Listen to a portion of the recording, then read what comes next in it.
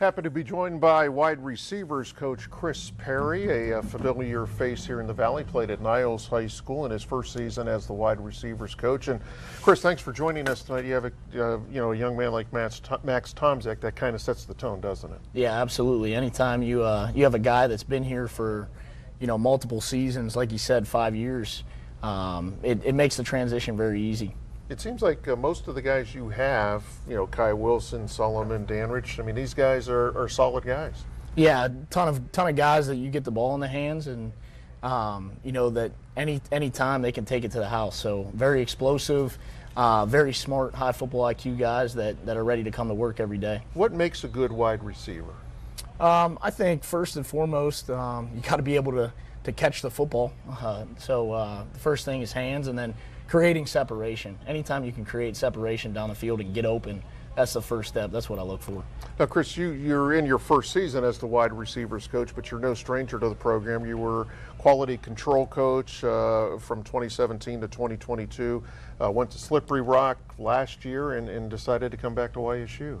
Yeah, this has always been, this is home from Niles, and I've always kind of put together a plan to try to get back here. And I think every move that I made along the way was having the end goal of mine of being back at Youngstown State. I'm an alumni, and this is home. It's different being the quality control guy and an actual position coach, isn't it? Yeah, much different. A little bit more sleep, not much more, but a little bit more sleep. And I think we have a great staff overall that, a bunch of young guys that have laid the groundwork and do a good job in there. That year you spent, over in Western Pennsylvania, how much did that help you develop into this position? I think anytime you get actual experience of being able to coach a position group, you kind of learn through the ups and downs and trial and error. And I think last year at Slippery Rock, we went on a big run, and it prepared me to be able to come over here and have a smooth transition. The way the offenses have changed, to the run and gun now and throwing the ball so much, it's changed, hasn't it, from 5-10 years ago?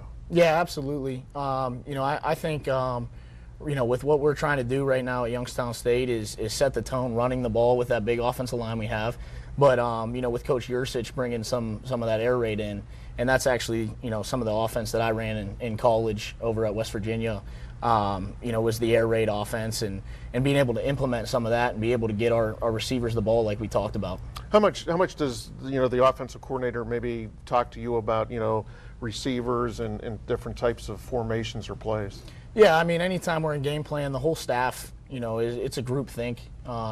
We all, kind of divide and conquer the game plan, and everyone has a say, and that's what I love about Coach Yursich. He's been at a lot of different places and along the way, and he's not afraid to, ask us and rely on us as well. So it's been great learning from him. Sure. Chris, you're a young guy. One day you want to be a head coach? Oh, absolutely, no question. I think the most important thing is being where your feet are, and the task at hand is the receivers coach at Youngstown State, but having goals, in the future, and I think that's definitely one of them. Well, you're a young guy. You got some good teachers here, certainly. Yes, absolutely. All right, Chris Parry, the wide receivers coach, thanks for joining us tonight. Best of luck when the conference schedule begins next week.